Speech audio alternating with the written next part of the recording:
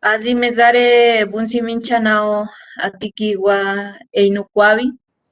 Quisiera compartir una corta reflexión sobre los resultados electorales en el Ecuador y el papel que jugó el movimiento indígena.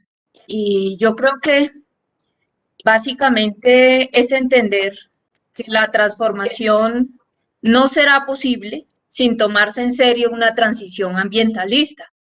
Recordar que la Constitución ecuatoriana es la primera constitución que constitucionaliza la cosmología indígena de la Pachamama. Pacha, que es el espacio sagrado femenino de la Madre Tierra, los derechos de la naturaleza. Y creo también que es necesario entender que la relación de los movimientos populares, sociales, el movimiento indígena, con gobiernos alternativos que avanzan en el respeto a los derechos debe tomarse en serio. No puede ser solamente el indígena para la foto. Realmente la agenda de los indígenas implica la transformación del Estado por fuera del Estado y también entender toda la dinámica comunitaria y la autodeterminación de los pueblos. Y yo creo que eso implica revisar muy bien cómo estamos entendiendo y leyendo la política. Necesitamos transformar esta institucionalidad profundamente racista, colonial, las prácticas y las relaciones sociales. Entonces, me parece importante también pedir al gobierno nacional que retire el proyecto de ley que pretende cercenar un derecho fundamental como es el derecho a la consulta previa. Decir que los derechos de los pueblos indígenas en el contexto internacional no han sido una concesión de los gobiernos. Más de 40 años después de la Declaración de los Derechos Humanos, tardaron los gobiernos en expedir la Declaración de los Derechos de los Pueblos Indígenas, en el marco del cual está la libre autodeterminación de los pueblos, el derecho al consentimiento libre, previo, informado. Colombia ha suscrito estos tratados internacionales que hacen parte del bloque de constitucionalidad y asumió en el marco del Plan Nacional de Desarrollo el compromiso de que no iba a presentar un proyecto de ley en detrimento de este derecho fundamental. Por otra parte, me parece importante ilustrar qué significa para los pueblos indígenas el derecho al consentimiento libre, previo, informado o la consulta previa.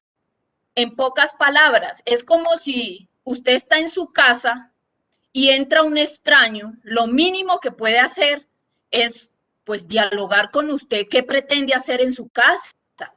Hago una pregunta, ¿los pueblos indígenas son propietarios o no de sus territorios?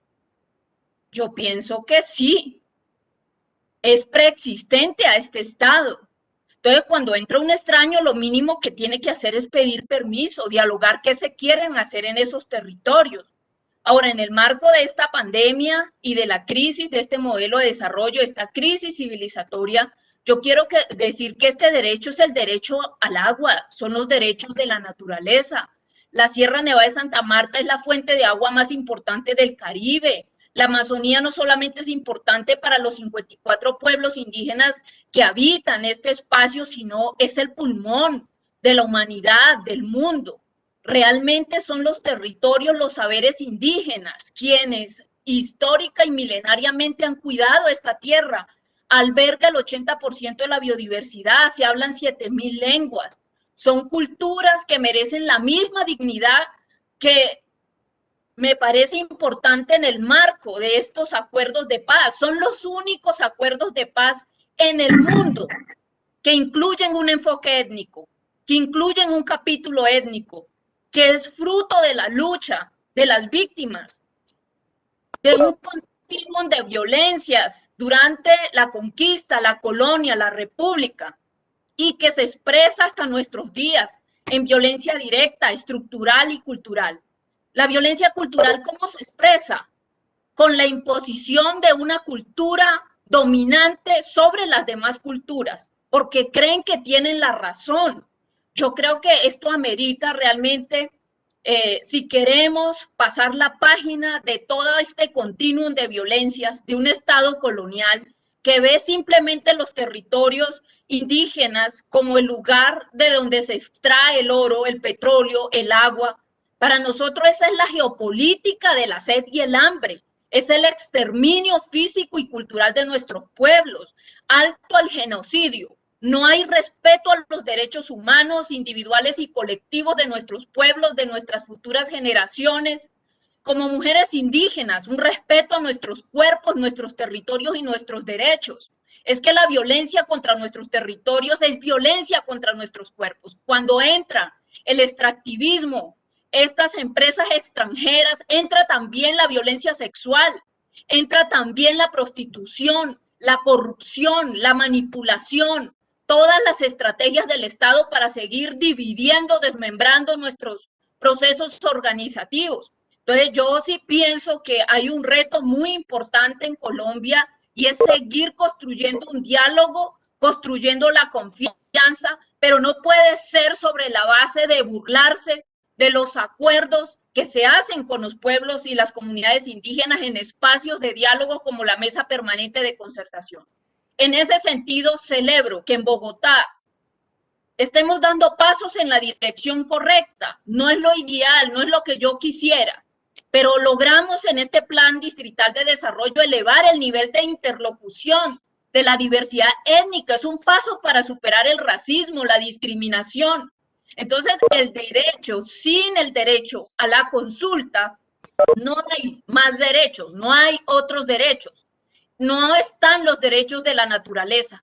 Y yo creo que si queremos ser un referente de un epicentro de paz y reconciliación, debemos estar al lado de los derechos de la naturaleza, al lado de los derechos de la gente, al lado también de unas decisiones más saludables, más justas, más sustentables y que nos permitan la reconciliación. Y este proyecto de ley es regresivo y va en contra e incumple los acuerdos de paz de este país. Movimiento Alternativo, Indígena y Social, EINUCUABI.